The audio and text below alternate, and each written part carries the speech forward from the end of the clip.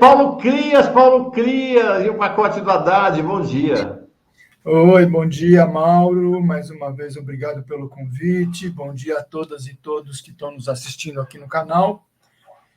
Então, hoje vamos tratar do pacote do Haddad, não é? Quer dizer, eu gostaria antes, Mauro, de traduzir um pouco com você e com toda a nossa audiência o meu sentimento, né? Quer dizer, é um misto, desculpe a palavra mais pesada, de putice, né? Quer dizer, eu estou muito bravo, estou muito chateado, mas ao mesmo tempo muito triste, né?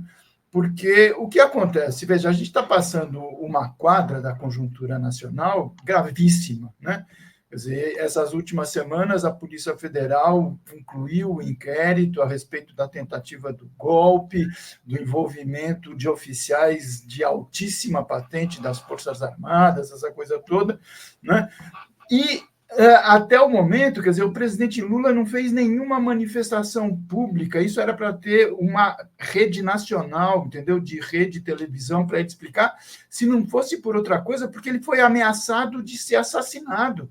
Os caras queriam assassinar o Lula, o Alckmin, o Moraes, né? Por muito pouco esse processo não foi levado a cabo, felizmente, né? Quer dizer, a gente percebe agora que houve algum tipo de resistência, mas nada é feito, nada é falado, né? Quer dizer, eu acho que essa questão do atentado para a democracia, do risco de uma volta à ditadura, tinha que ser objeto de conversa nos botecos, nas casas, nas escolas, e não ficar só nos corredores, nos bastidores e vazamento para a grande imprensa. O presidente tinha que fazer isso, não fez. E o que aconteceu? Ontem à noite ele abriu, em nome do governo, espaço para o ministro Haddad, teoricamente, apresentar, né, o detalhamento do tal do pacote do austericídio, da austeridade fiscal. E isso não foi feito, né? Quer dizer, quem assistiu, você assistiu, das pessoas que estão nos vendo, Haddad não esclareceu praticamente nada, porque a questão está complexa, não está resolvida, né? Uma única medida foi anunciada, mas vamos ver como ela vai ser praticada, que é aquela promessa antiga do presidente Lula de ampliar a faixa de isenção do imposto de renda, que no caso do Brasil é extremamente regressiva, até o salário de R$ 5.000. Agora, o resto, nada. Hoje de manhã, de novo, né, percebeu que não funcionou a fala de ontem, deu uma entrevista coletiva também muito complicada. Aparentemente, Mauro, quer dizer, a coisa não foi feita. E não foi bem feita e ainda não está completamente feita. E isso acaba provocando o quê? Um aumento dos problemas de comunicação desse governo. Isso é muito ruim para a imagem do presidente Lula, para a imagem do governo e para a maioria da população que, na verdade, não sabe do que se trata. Vamos tentar nós aqui esclarecer alguma coisa agora, né? Eu queria, Paulo, só então atualizar com as últimas notícias e aí te devolver para a sua análise. Então, estava marcado para as 8, estava marcado para as 8, atrasou, normal, sempre assim. A entrevista começou lá pelas 8h30 e já acabou. Tá? Já acabou. O Haddad chegou em determinado momento dizendo: não, vamos continuar aqui com a entrevista, vamos fazer ela. Porque ele tinha que sair para ir para o Senado, e depois disse que voltaria e que aí a entrevista ia. Peraí, deixa eu ver se eu acho aqui. Quem está fazendo a transmissão, a EBC parou de transmitir. A EBC parou de transmitir e, de fato, os ministros todos se levantaram e saíram. Então, ao fim e ao cabo, deu pouco mais de 1 hora de conversa essa entrevista coletiva. Deixa-me ver se está tendo por algum outro canal a transmissão. Não, acabou a transmissão. Eles tinham prometido que a área técnica ia ficar lá para esclarecer mais, mas se vai ficar é sem transmissão pela EBC. Então está aqui, depois que o Haddad saiu, a Simone Tebet pegou a palavra, depois o Rui. Aqui, ó. Tem que tirar a educação e saúde, porque o impacto fiscal é zero, o impacto político é grande, a chance de não passar no Congresso seria muito grande, E mais importante que isso, que eu acho que é, respondendo de forma objetiva a sua pergunta, eu estou satisfeita porque é o ajuste fiscal possível no aspecto técnico, no aspecto do Ministério do Orçamento e Planejamento e no aspecto político, porque há que se pensar que ele tem que passar pelo Congresso Nacional. O Brasil precisa caber dentro do orçamento público, como a renda familiar, o orçamento das famílias. E foi aí, né? Foi a Simone Tebet que cantava de leoa, né? Antes, né? Vai ser um pacote, é um pacote que vai botar em ordem, com falas bastante agressivas, né? Em relação, chegou a hora, agora está com essa história aí de, né? Foi o pacote possível, porque o Congresso não ia deixar. Então, essa me parece uma primeira questão que ficou evidente, que é a derrota da equipe econômica, né? Saiu um pacote que impacta os mais pobres do país, mais uma derrota, um pacote aguado, perto do que a equipe econômica vinha prometendo, e o grande parceiro da gestão Haddad, que é o mercado reagiu e continua reagindo fortemente com o que considerou uma falta de, talvez uma falta de coragem, uma falta de peito da equipe econômica para entregar o pacote que estava prometido. Reação, o dólar está disparando nessa manhã, já perto de R$6 nesse momento. Ontem fechou em 5,91, nesse momento agora está em 5,95, bem pertinho, realmente encostando nos R$6 que se imaginava que não se chegaria nunca. A Bolsa não abriu ainda, daqui a pouco vamos ver a reação da Bolsa. E além da coletiva, Paulo, houve uma apresentação que foi distribuída pela equipe econômica. Está aqui a apresentação, deixa eu mostrar. Mas a gente podia conversar sobre os itens mesmo, né? Eu acho que vale a pena. Vamos só mostrar aqui. Ao longo do dia, ao longo da semana, a coisa vai sendo decantada aos poucos e tal, né? Só mostrar aqui a capa da apresentação deles, onde está aqui. Oh, meu Deus do céu, peraí. O Brasil Mais Forte, que foi o slogan apresentado ontem na apresentação do Haddad. Enfim, não estou achando aqui. Já mostro assim que aparecer aqui para mim. Eu mostro Brasil Eficiente e Justo. Está aqui, essa é a apresentação que foi feita. Só queria registrar, Paulo, antes de passar para você, que nem a entrevista, nem esta apresentação esclareceram muito. Havia uma enorme expectativa de que tudo fosse explicadinho hoje, não foi. Nem essa apresentação, nem a entrevista esclareceram muito em relação ao discurso da Haddad ontem. Por exemplo, não há uma palavra aqui sobre como é que vai ser, de fato, essa tributação das pessoas com renda superior a R$50 mil. Não tem nessa apresentação. Enfim, então esse é o cenário. Não tem muitos detalhes ainda em relação a ontem, mas a gente tem um cenário geral e eu queria que você avaliasse, então, o conteúdo das medidas. Então, Mauro, eu acho que esse que é o ponto fundamental, né? Quer dizer, eu estava comentando, então, da necessidade de uma manifestação pública do presidente, do governo, etc. Mas na conjuntura que a gente vive, quer dizer, o que se imaginava? Se o ministro da Economia, da Fazenda, vai para uma fala, tá certo? Em horário nobre, etc., se imaginava o quê? Não, ele vai lançar um programa de desenvolvimento econômico, ele vai lançar as bases, né, do que vai ser o Brasil do futuro, porque, veja, a gente está entrando já no último mês do segundo ano do governo, né? Daqui a um mês acaba a metade do governo do terceiro mandato do presidente Lula.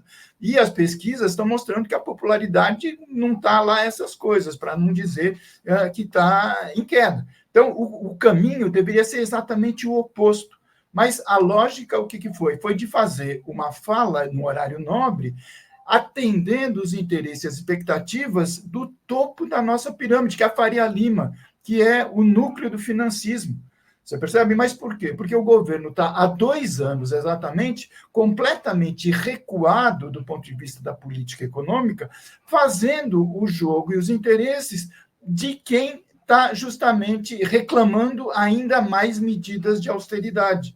Isso que é uma loucura, quer dizer, é aquela ideia do lutador de boxe, está escanteado, está no ringue, está sendo, sofrendo ataque, sendo esbofeteado, etc., e o técnico não pede um tempo, etc., para redefinir as condições da luta, do jogo ou da disputa. A gente está fazendo exatamente a mesma coisa que está sendo feito desde janeiro de 2023. O discurso do Haddad, o que é? É austeridade fiscal, corte de gastos desde sempre. Nada pensando na frente. E, desse ponto de vista, quer dizer, a lógica do financismo é a lógica do chacal. Ele sempre vai querer mais carne e mais sangue. E é o que eles têm feito nesses 2 anos. Então, nessa entrevista, quer dizer, nessa fala de ontem, o que o governo anunciou para o país? Tudo bem, olha, vamos tentar fazer a reforma do imposto de renda, que o presidente Lula sempre falou, quem ganha até 5 mil está isento. Ótima medida, perfeito. Agora, você vai ver no detalhe, isso só vai valer, se valer, a partir de janeiro de 2026. Os outros, todos os itens do que foi falado ontem são cortes. Cortes no benefício de prestação continuada, corte no abono salarial, corte no reajuste salário mínimo, etc., etc.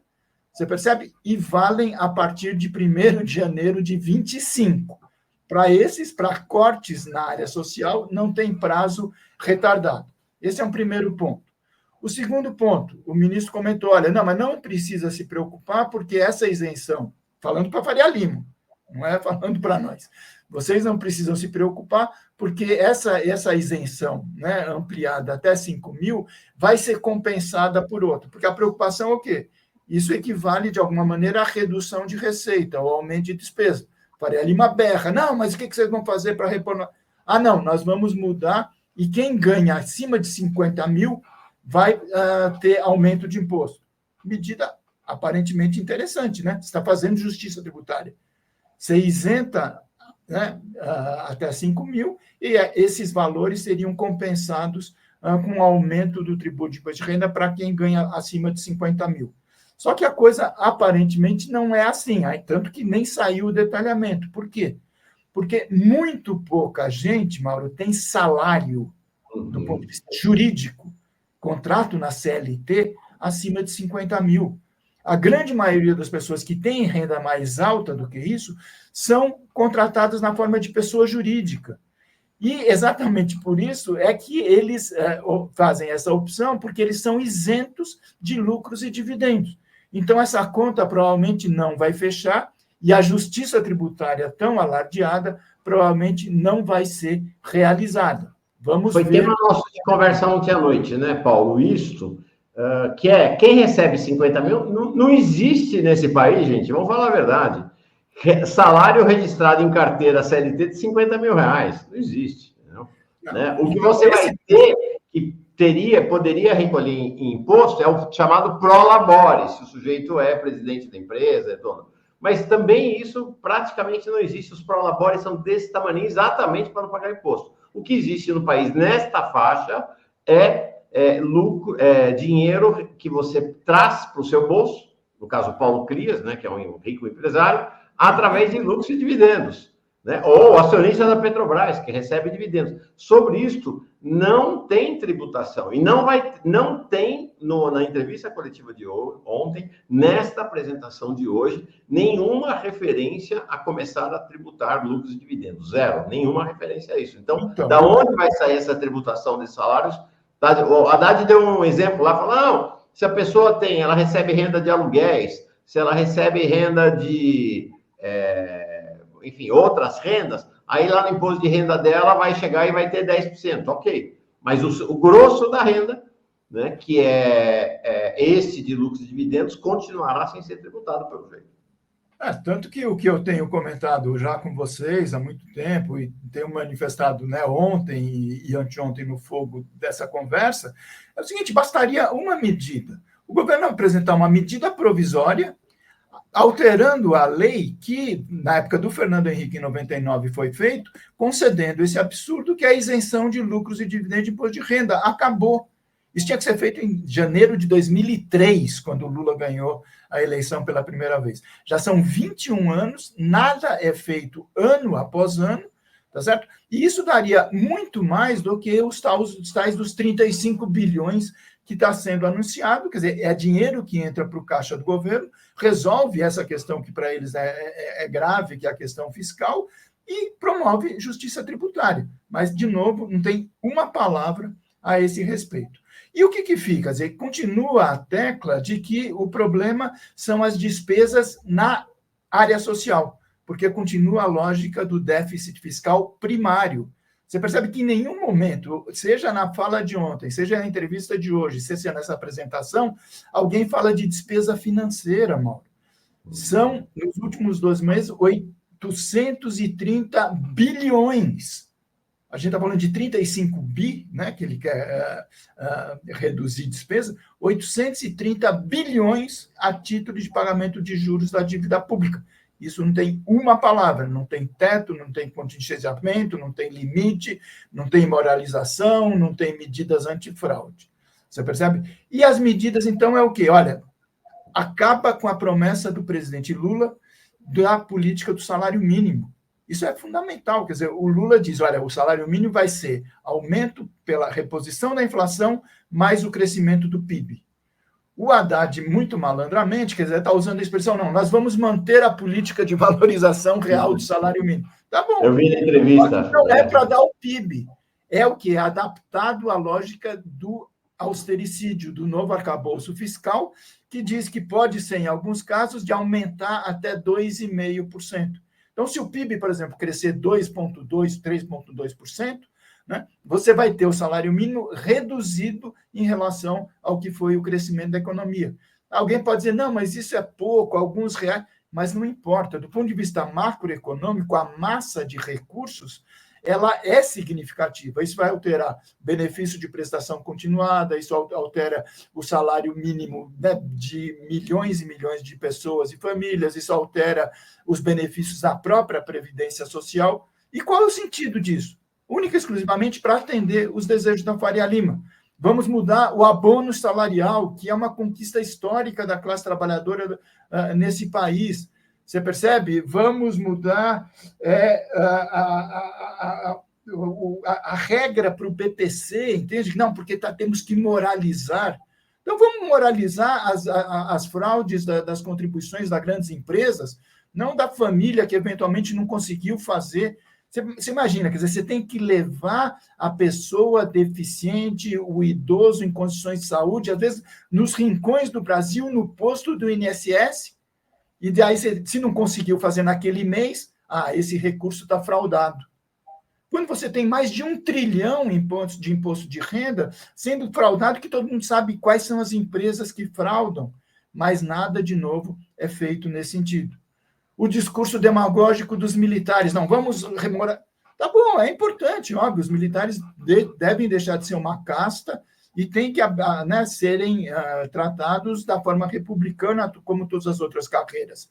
Mas esse negócio, não, vamos acabar com a morte fictícia, é importante, né, que é aquela coisa, quer dizer, o sujeito é considerado morto juridicamente, mas ele só está aposentado para que a família continue recebendo pensão, né? Vamos dar, então, limite para a aposentadoria, para passar para a reserva. Só que ele não diz que a reserva, a aposentadoria do militar é 55.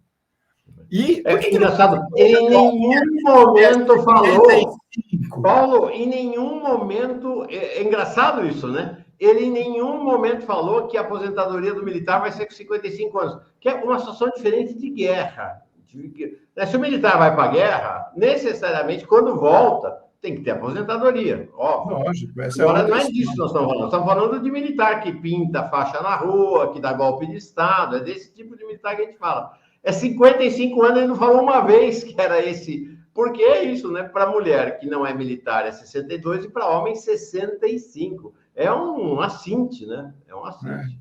E daí, não, vamos fazer ganhos, porque vamos fazer o recadastramento né, das políticas sociais, Bolsa Família, não sei o quê, parará.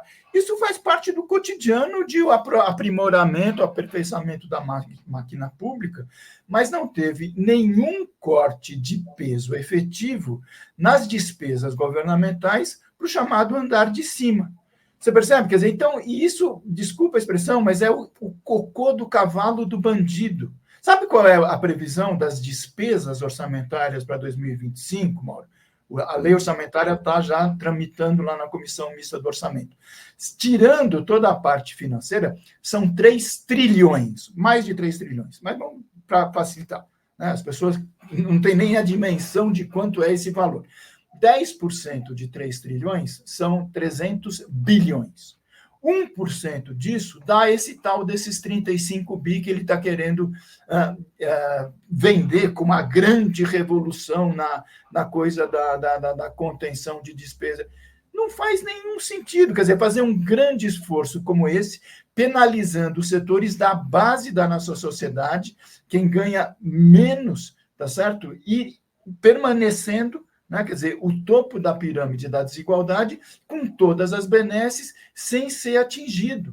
Você percebe? Isso é o que mais me incomoda, quer dizer, que o governo orienta toda a sua ação de política econômica e a sua comunicação para se justificar perante a Faria Lima, e não para empolgar e ganhar a simpatia da grande maioria da população que está esperando alguma medida de concreto, tá certo? Para melhorar o futuro, para ter desenvolvimento econômico, social, ambiental, essa coisa toda. O governo está há 2 anos preso nessa armadilha da austeridade fiscal, porque Haddad convenceu o Lula de que isso é muito importante, foi um equívoco, saiu esse arcabouço completamente equivocado, está nessa atuada de que precisa zerar o déficit primário em 2024. Para que precisa zerar? Não faz nenhum sentido, já está claro que vai ter que ter déficit. Né? Então, aceita minimamente um déficit, o Brasil não vai quebrar por isso, e sai desse debate da agenda do austericídio, passa por cima e sai para uma proposta de crescimento, de desenvolvimento, a chamada agenda positiva. Senão a gente fica sendo metralhado, né? Não está cumprindo com a austeridade. E o dólar abre hoje a 5,99, entende? Que é pura especulação, a gente sabe disso. Mas é uma especulação gerada por quê? Porque o ministro Haddad e, por consequência, o próprio terceiro mandato do presidente Lula está jogando no campo do seu adversário, né? Quer dizer, está se propondo a fazer medidas de austeridade e, quando ele não faz, aí a Faria Lima cumpre o seu papel histórico, que é pressionar por mais sangue e mais austeridade ainda do que o muito que já foi, entende? Paulo, realmente uma coisa assim, incrível.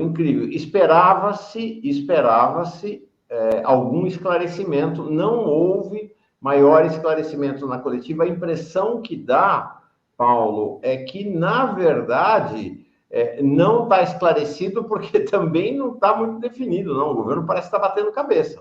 Sinceramente, não, parece... o que acontece, desculpa, mas eu acho que é importante isso que você está falando, para a gente colocar em perspectiva. Quer dizer, durante 2 anos, começaram pelos secretários da Fazenda e do Planejamento, depois os próprios ministros, a Simone Tebet e o Haddad, falando de que realmente a gente precisaria fazer uma reforma estrutural na sua estrutura de despesas, porque, né, o Brasil não cabe no orçamento, aquela coisa, e aí vieram, então, 3, né, maldades: acabar com a vinculação constitucional da saúde, né, acabar com a vinculação constitucional da educação e retirar, né, a regra de valorização do salário mínimo para benefícios da Previdência e para o BPC. Aparentemente, essa é a proposta maximalista, como eu digo, da maldade, não conseguiu convencer o presidente Lula. Né? Felizmente, ele falou, não, disso aqui a gente não trata. E aí, justamente, você teve a Faria Lima, o financismo, totalmente frustrados, porque eles achavam, não, agora nós vamos, né, mandar pau nessa reforma mais estrutural. E o que ficou? Ficou nesse ajuste, como eu brinco, de buscar bilhão aqui, bilhão ali, sempre penalizando os mais pobres. Só que o pior é o quê, Mauro? Quer dizer, como não houve uma sinalização, em 2025, esse debate vai voltar, pode escrever, outubro, novembro do ano que vem, nós vamos estar aqui de novo discutindo que realmente tem que mexer na Constituição, etc. Por quê? Porque o novo arcabouço fiscal não se sustenta com essas garantias, felizmente ainda existentes, para a saúde, para a educação e para a previdência. É simplesmente assim. Então, estamos tendo todo o desgaste agora desse debate dos bilhões, sempre penalizando os mais pobres, não resolvemos a questão, e o ano que vem, de novo, vamos voltar nesse debate. Porque não vai resolver. A palavra-chave para pensar esse pacote, durante meses, estava na boca do Haddad, estava na boca da Simone Tebet, estava sobretudo na boca da Faria Lima e dos seus porta-vozes, né, os chamados economistas, né, como tá, ajuste estrutural, ou seja, um negócio tão radical que você resolveria ad eternum a questão do que eles chamam de déficit nominal, ou seja, você daria uma cacetada no Estado brasileiro de longo prazo. E aí, o que era um ajuste estrutural virou, na palavra da Simone Tebet, hoje um ajuste possível, que deu para fazer, né? Então, você vê, a coisa mudou realmente nesses últimos tempos. Uma coisa que você falou aqui, olha aqui, importante registrar. São dois déficits completamente diferentes no Brasil. Um déficit é o déficit primário, né, que é o déficit do chamado orçamento dos pobres. É referente às contas da educação, saúde, BPC, Previdência. É disso que se trata. Esse déficit primário, gente, é irrisório. Olha quanto foi em julho, 35 bi. Paulo, 35 bi é troco de pinga para um Estado como o Estado brasileiro. Não é nada. Olha aqui o déficit nominal. Aí é muito diferente, porque aí soma, coisa que a imprensa não faz, que o governo não faz, que a Simone Tebet não faz, que o Haddad não faz, que é somar o déficit primário, que é o orçamento dos pobres, com o déficit financeiro, que é o orçamento dos ricos, que é o pagamento do título da ajuda. Olha aqui a diferença. Tá? Enquanto aqui em julho o déficit primário era 36 bi, em agosto o déficit nominal era 1,1 Paulo, trilhões, 1,1 trilhão, ou seja, desse 1,1 trilhão, então é 1 trilhão 111 bilhões, se eu não estou enganado. Se é isso, o déficit primário é menos do que o que está depois da vírgula. Exatamente. E veja, seja pela abordagem do primário, seja pela abordagem do nominal, é importante esse quadro que você traz, o Brasil não quebrou e o Brasil não vai quebrar. Então, esse discurso que acabou sendo incorporado pelo conjunto do governo, isso é uma pena, né, de que a situação de déficit fiscal compromete o futuro do Brasil, etc., isso é uma lenga-lenga.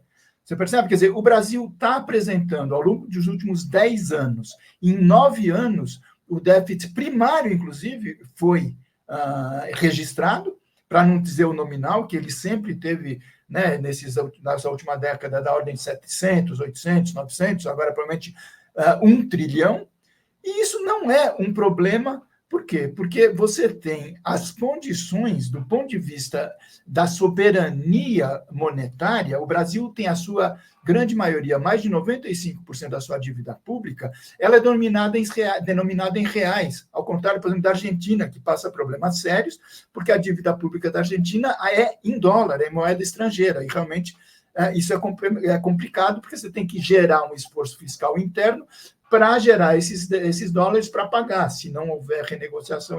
No nosso caso, não. Isso é renegociado permanentemente.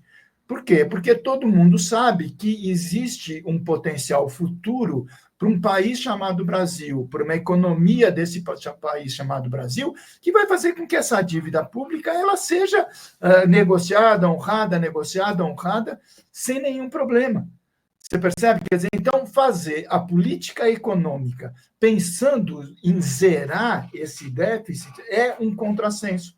Sabe? Quer dizer, você exige sacrifícios ainda maiores que de quem já está no sacrifício, para cumprir uma meta que ela não se justifica. Veja, ele fala, não, o Brasil não pode ter déficit. Tá bom, então, se o Brasil não pode ter déficit, o problema não é se o déficit é primário ou nominal. Então, são um grande esforço para zerar esse 1 trilhão aí que aparece toda hora. Vamos fazer isso?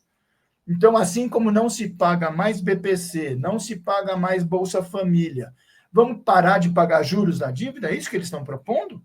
Porque mesmo que esses 35 fala, né? Nem se monitora. Vamos fazer um grande esforço, em 2025 não tem mais déficit primário. Tá bom. E os 900 trilhões de déficit nominal? Esses não quebram o Brasil, né? A única coisa que quebra o Brasil é o gasto com o pobre, o gasto com o rico, não. Isso não podemos mexer, que são contratos, e os contratos são imexíveis, né? Na lógica da economia capitalista. É uma loucura, entende? Olha, eu queria tocar em 2 assuntos, 3 assuntos com você, Paulo. Veja que para que você nos explicasse. Primeiro, em relação a essa coisa que aí os governistas, né, progressistas, estão batendo bumbo aí, estão comprando a propaganda do governo da história do imposto de renda, que se acontecer, de fato será importante. Né? Se acontecer, será importante, que isentar quem ganha até 5 mil e começar a cobrar imposto, se é que vai dar certo, de quem ganha 50 mil. Agora, ontem à noite, olha só, isso aqui era o que o pessoal do Haddad e da Tebet estava falando para o chamado mercado, né, para a Faria Lima. Era o recado que eles estavam dando. Olha isso aqui. Isso aqui de ontem à noite, tá, já. Após a turbulência no mercado financeiro, que reagiu mal à inclusão da isenção maior no imposto de renda à pessoa física, no bojo de pacote de medidas para a contenção de gastos, aí vamos lá. A equipe econômica tem buscado nos bastidores transmitir a mensagem de que o projeto que trata do imposto de renda fecha a conta em si próprio e que a mudança na isenção só será aprovada mediante as compensações propostas. Ou seja, não tem garantia da isenção. Só vai ter a isenção para quem ganha até 5 mínimos se fechar a conta. Ou seja, se o Congresso chegar lá e falar, olha, não vamos cobrar 10% de quem ganha acima de 50 mil, vai cobrar 5%. Ou se o Congresso chegar lá e falar, não, a gente não topa isso. Ou se alguma outra despesa que foi cortada, o Congresso desistir de cortar, desequilibra o pacote e aí não tem a isenção. É isso que o governo está tentando tranquilizar a Faria Lima, dizendo isso, fiquem tranquilos. Se o bicho pegar, não vai ter mais a tal isenção, que, como você falou no começo, não é para o ano que vem, não se iluda. A isenção é para o governo. Não faz parte do pacote fiscal. O Haddad falou isso off the record ontem à noite para a Miriam Leitão. Essa coisa de imposto de renda está fora do pacote fiscal. São 2 coisas diferentes. Uma coisa é o pacote fiscal que vai entrar no Congresso agora. E outra coisa é essa história de imposto de renda que, quem sabe, talvez o governo mande para o Congresso ano que vem, né? Então, e a gente está, vamos dizer, nesses quase 2 anos do governo, quer dizer, completamente na defensiva, porque a gente está discutindo quando e aonde cortar. Esse aqui é o ponto. Você percebe? Quer dizer, então ele se explica perante a Faria Lima, não, olha, não se preocupe. Só que ele não se explica para os mais pobres por que o salário mínimo não vai ser cumprida a regra que o presidente Lula ofereceu, por que o benefício de prestação continuada vai ser cortado, por que a Bolsa Família vai ser cortada. Você percebe? Não. A única explicação e a única preocupação é que a Faria Lima e os endinheirados não criem problema. E aí tem um problema de atrapalhada do ponto de vista de ação de governo. Quer dizer, essa medida, vamos reconhecer, quer dizer, ou qualquer outra medida, precisa, em tese, quer dizer, de algum apoio no Congresso Nacional, isso é verdade. E a gente sabe que é um Congresso conservador, etc., mas que tem uma margem de manobra, graças à habilidade política enorme do presidente Lula, com o chamado centrão, fisiologismo, essa massa amorfa, né, que a gente sabe como é que funciona. Se o governo tivesse fechado uma proposta internamente, né, debatido com a sociedade, debatido com o movimento social, etc., fechado essa medida e apresentado para o Congresso, aí é diferente, porque aí vai fazer valer a força do governo, a força do presidente Lula, a força da caneta, é importante que a gente... para dizer, olha, tem que aprovar, porque é interesse do meu governo, do nosso governo e da maioria da população. Do jeito que está, tudo muito mal feito, a proposta não existe, não aparece, etc., você abre espaço para quê? Para que, inclusive, no interior do Congresso já apresentem propostas muito mais extremadas. Né? O pessoal da direita mais autêntica, entre aspas, já falou, nós temos um projeto para acabar com despesas estruturais da ordem de 1 trilhão, que é, na verdade, o que o governo, né, gostaria, que a Faria Lima gostaria que o governo fizesse. E o governo, como ficou 2 anos dizendo que vamos cortar, tem que reduzir despesa, o arcabouço fiscal, etc., agora está sem nenhuma capacidade de reação. E vai ficar nas mãos, infelizmente, se o presidente Lula não assumir à frente dessa negociação, desses interesses mesquinhos que acabam justamente deturpando a intenção inicial, que era promover justiça tributária. Você percebe? Então, o lado da Receita, qual que é de não vingar por essas dificuldades, porque o governo diz que quer fechar, né, um projeto que seja neutro, né, tira de um para dar para o outro, quando não precisa, e, por outro lado, da despesa, é só corte e um pacote de maldades. Então, fica muito complicado, e eu acho que o presidente Lula, né, quer dizer, ele é o menos bobo de todos nós, ele sabe que a questão da popularidade, né, da segunda metade do seu governo está correndo sério risco.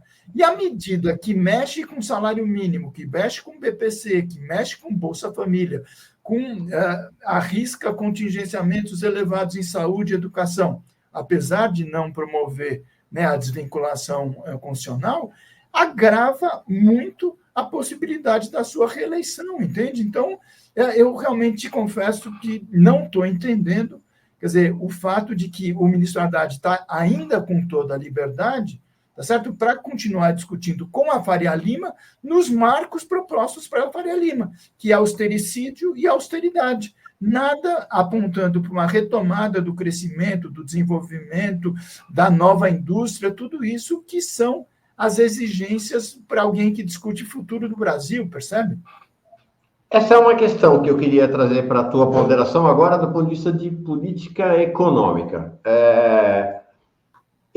O que está óbvio é que o governo estabeleceu uma estratégia de tentar agradar a classe média com essa história da isenção, do até R$5.000, porque vamos combinar, né? A massa de pobres do país não paga nem nunca pagou imposto de renda, não tem renda suficiente para pagar imposto de renda. Então, é basicamente a classe média que tem sido uma questão, um problema político para o governo Lula. O governo Lula considera, o governo Lula tem uma avaliação, né, de que está perdendo espaço de popularidade, inclusive espaço eleitoral, por exemplo, na eleição em São Paulo, que perdeu a classe média. Essa é a tese do governo Lula, se é verdadeira ou não é outra história, mas essa é a tese prevalecente do governo Lula. Então, ele fez um pacote para agradar esta classe média que ele quer roubar, pelo menos parte dela, do bolsonarismo, da direita, e quer trazer para si. Por isso, essa medida do imposto de renda. Por outro lado, o pacote caceteia muito forte os mais pobres, a base da sociedade. Então, olha aqui, para vocês terem uma ideia, o próprio, apesar dessa apresentação do governo não esclarecer grandes coisas, algumas ela mostra, né? Então, ela mostra, por exemplo, o efeito que vai ter sobre o salário mínimo, né? O Haddad chegou lá, dizendo, não, o salário mínimo vai continuar tendo aumento real, mas é um aumento real relativo. Em azul, eu não sei se está certa a proporção aqui, eu vou mostrar os números aqui. Em azul, o reajuste pela regra atual, em verde, o reajuste pela regra do Haddad, em amarelo, o reajuste só pela inflação. Né? As contas são assim. Se pela regra atual, o reajuste hoje é 1.412, pela regra atual seria 1.452. Será 1.447 apenas. Em 2026, seria 1.498, será 1.475. Em 2027, será 1.542, será 1.504 pela regra da Haddad. Em 2028, seria 1.588, será 1.554 pela regra da Haddad. Isso tudo comporta ainda alguma variação. Se a gente projetar, aqui estão projetados 1, 2, 3, 4 anos, se a gente projetar para 10 anos, a diferença vai ser brutal, brutal. Eu quero fazer um exercício, Paulo, de como é que seria o salário mínimo no Brasil hoje se a regra do Haddad fosse aplicada lá em 2003, no primeiro ano do governo Lula, né? Se fosse aplicada de lá para cá versus a evolução. Provavelmente o salário mínimo não chegaria nem R$1.000 atualmente, né? Provavelmente. Então, essa é a primeira medida, é arroxo em cima do salário mínimo. A outra medida que está aqui, gente, é o BPC. Tem o abono salarial, é o que você falou. O abono salarial, ele que é quem tem direito ao abono... Você botou ainda do salário mínimo, aí você botou o gráfico do salário mínimo. Não, eu vou buscar aqui. O abono salarial, que até agora quem tem direito é quem recebe 2 salários mínimos, o governo vai reduzir apenas para quem recebe até 1,5, passe a receber, e não vai ter mais o reajuste do salário mínimo. É reajuste apenas pela inflação para o abono salarial. Ou seja, na prática, o abono salarial, o governo tende a extinguir o abono salarial no tempo. Essa é a ideia do governo. E aqui o BPC me parece um dos aspectos mais cruéis do pacote. Então, as medidas são focalizar em pessoa incapacitada para a vida independente e para o trabalho. Isso aqui não está muito claro, não, né? Porque as pessoas que não podem atuar, por exemplo, autista, uma pessoa autista que tem direito ao BPC, o governo vai passar a considerá-la capacitada para a vida independente e ao trabalho, aí vai excluí-la do BPC? Aparentemente, sim. Vedação de dedução de renda não prevista em lei. Passam a contar para o acesso. Olha que dramático isso aqui. Renda de cônjuge e companheiro não coabitante, que não mora junto, e renda de irmãos, filhos, enteados, não apenas solteiros coabitantes. Isso quer dizer o seguinte... Aqui, e aí, isso junta com a última linha lá. Em uma mesma família, renda de um benefício volta a contar para acesso a outro benefício. Ou seja, se na sua família tem uma pessoa que recebe o BPC, você vai perder o direito de receber também. Se na sua família tem alguém que recebe o Bolsa Família, você vai perder, né? E aí, a outra coisa, atualização obrigatória para os cadastros e biometria periódica, que é o que você já tinha falado, que é quem mora nos rincões do país, né? Como é que vai fazer biometria? Enfim, então, BPC, abono e salário mínimo são os alvos principais do ajuste do Haddad. E aí me parece que tem uma questão, né, Paulo? O governo vai trocar esta base, que é a base eleitoral dele, dos mais pobres, que é o que elege o Lula, para tentar conquistar uma base de classe média? Sei não. Não, mas veja, Mauro, só para traduzir um pouco para quem está nos assistindo, quer dizer, o sentido do BPC, a gente já tratou em outras vezes, mas hoje eu não sei se as pessoas têm essa dimensão. O BPC, benefício de prestação continuada, é para a base mais básica da nossa sociedade. Quem tem direito?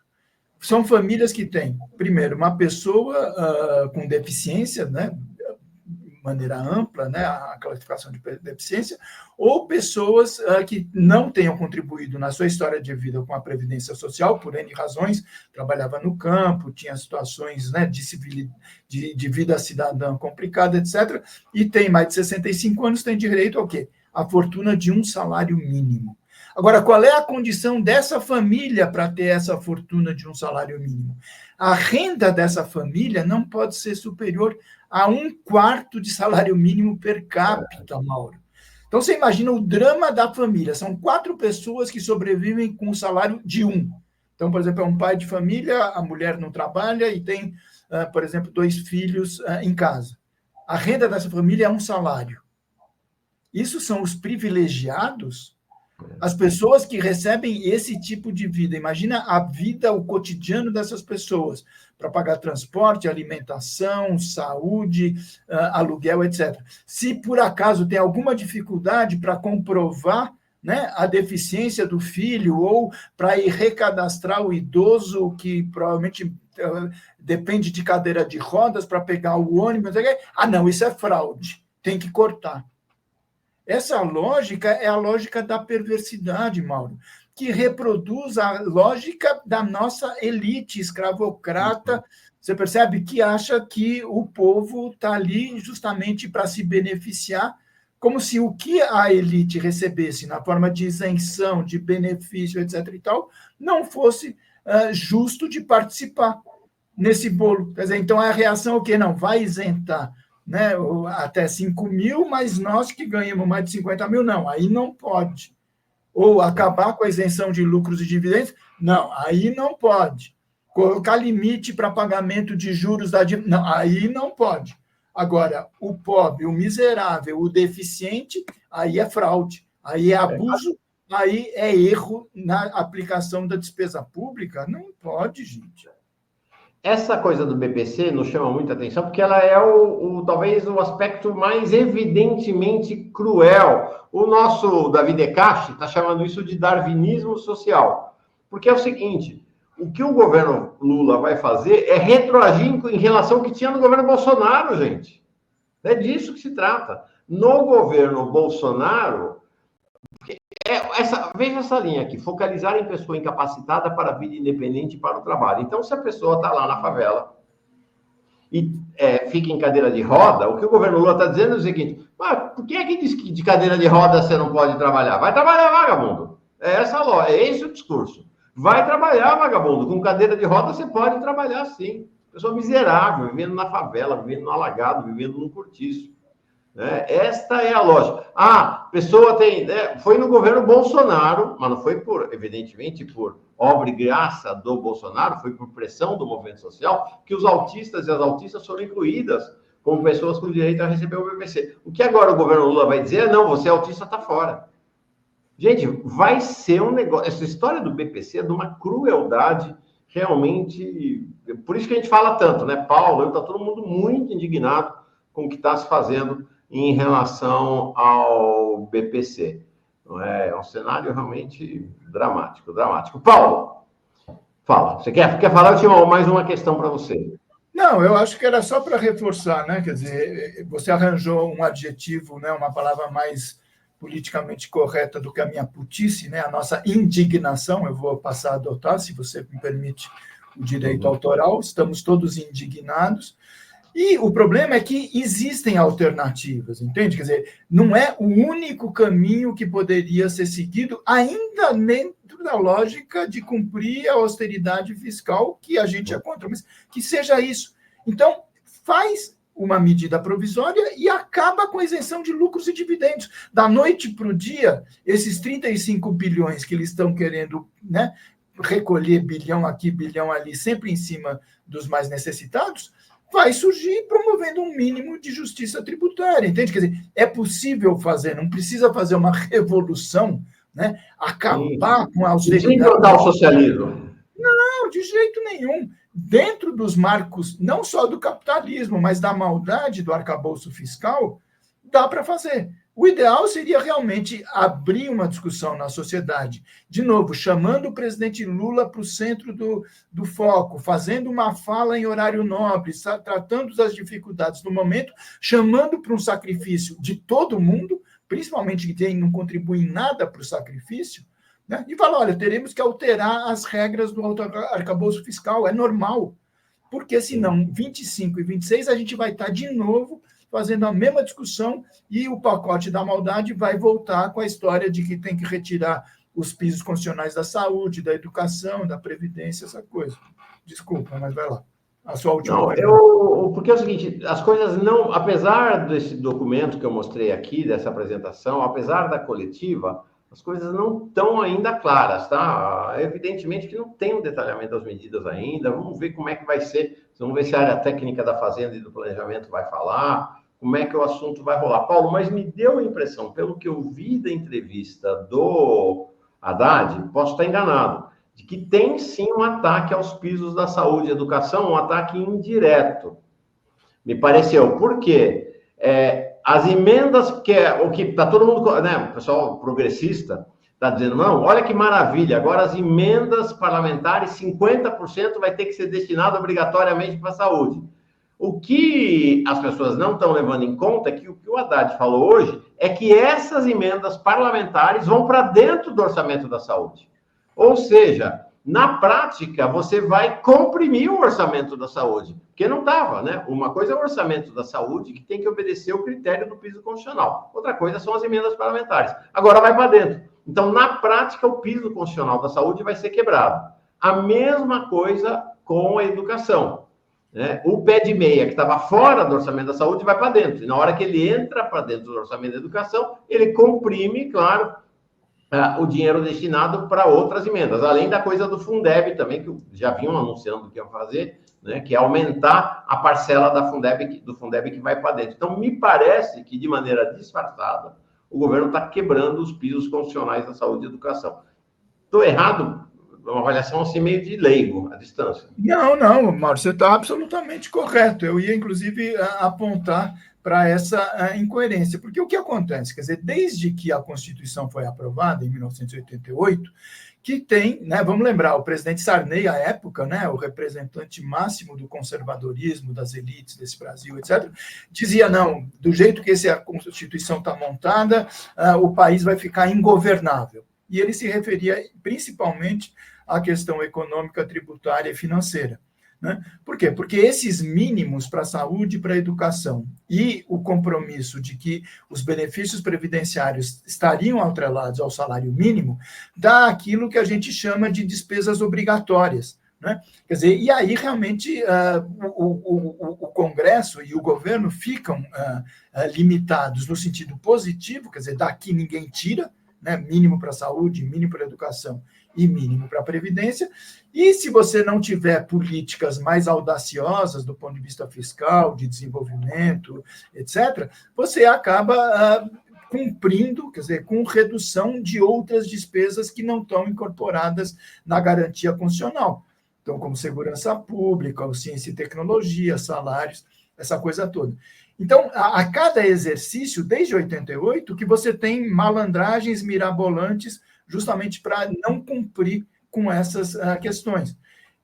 Nesse caso que você apontou, quer dizer, a saída do momento, muito provavelmente vai ser nessa. Olha, você tem o orçamento da saúde, teoricamente, o quê? Quer dizer, são os técnicos, são as entidades da área da saúde, o Ministério da Saúde, a Conferência Nacional da Saúde, as entidades da área do Estado, né, dos estados e dos municípios, né, o CONAS, o CONASENS, certo? Estabelecendo o que vai ser feito da saúde pública no Brasil em 2025. Né? Quer dizer, esse é um processo complicado, complexo, etc. Isso é feito, você chega num bolo e esse bolo representa, então, 15% das receitas correntes líquidas, que é o que diz a Constituição. Agora, com o que foi anunciado ontem, você vai pegar uma parcela enorme de recursos que não estão nesse orçamento, porque aí são demandas paroquiais dos deputados e dos senadores, um posto de saúde aqui, um hospital ali, etc., que são medidas importantes, tá certo? Mas são medidas casuísticas e que muitas vezes não são coerentes com esse planejamento da saúde que é feito no âmbito do executivo, você percebe? No caso da educação, a mesma coisa, o pé de meia, o Fundeb, né? Quer dizer, os deputados e senadores vão apresentar suas emendas, né? Mas orçamento da educação é diferente de despesa com educação. Você percebe? Quer dizer, e sempre quem está no poder executivo, quer dizer, sempre vai tentar fazer todas as artimanhas, né, para realizar a austeridade fiscal, contribuir para superávit primário e usar essas medidas para dizer, não, o mínimo está sendo cumprido. Vou te dar um exemplo muito concreto, que era um debate que acontecia, eu nem sei a quantas anda hoje. Por exemplo, você tem os hospitais universitários, quer dizer, a grande maioria das universidades federais tem um hospital universitário, né, com uma dotação. Esse recurso, ele entra na saúde ou ele entra na educação? Ele é um hospital, mas ele é... Você percebe? Quer dizer, então, são medidas casuísticas que, dependendo do governo de plantão, você tira para cá, joga para lá, mas com uma preocupação de atender uma exigência da regra austericida e não com a qualidade do serviço de saúde e de educação que é prestado para a maioria da população. Então, temos que ficar muito atentos, né? Quer dizer, isso acende a lanterninha, assim como a questão militar. Resolveu o problema dos militares? Não resolveu nada. A questão dos supersalários. Não, agora vamos atacar os supersalários. Ótimo. Só que não precisa de nada, precisa de vontade política, porque supersalário é proibido pela Constituição. Sim. A Constituição Federal diz: nenhum servidor público vai receber mais do que o vencimento do ministro do Supremo. Ponto. E todo mundo faz, quer dizer, todo mundo, desculpa, né? O próprio Poder Judiciário, o Ministério Público, algumas áreas do Executivo criam artimanhas para descumprir esse preceito constitucional. Então, basta vontade política, porque a regra já está dada na Constituição, a não ser que você ponha um novo artigo. Olha, o artigo da Constituição que diz que ninguém pode ganhar mais do que o ministro Supremo tem que ser cumprido. Não tem sentido, você percebe? Tanto que ele tirou do pacote isso, porque isso não é uma medida a ser votada, né? É uma medida a ser implementada. E vamos já dizer de cara, para 2025, isso não vai ter efeito prático nenhum, porque a corporação que, infelizmente, né, graceja no nosso país, de defesa dos interesses do Poder Judiciário, do Ministério Público, etc., é enorme. E esses caras, quer dizer, não vai ser um discurso que vai resolver esse problema. Então, infelizmente, os supersalários ainda vão ter alguma vigência, ao contrário das outras medidas, abono, BPC, salário mínimo, etc., que vai valer a partir de 1º de janeiro de 2025. Se quer ser justo, não faz assim. Na hora que ninguém mais estiver recebendo um salário de servidor público acima do ministro Supremo, a gente vai dar tratamento para o salário mínimo. Vamos isso? Isso aí. Complexo. Bem complexo. Nós vamos continuar analisando. Vamos sair mais detalhes, mais informações sobre o pacote do Haddad nas próximas horas e dias. Vamos acompanhar a reação dos sindicatos, das centrais sindicais, das entidades, do MST, dos movimentos sociais e também da chamada Faria Lima. Obrigado, Paulo. Chamei de última hora, mas super valeu a pena. Um abração. Tá bom. Um abraço. Tudo de bom.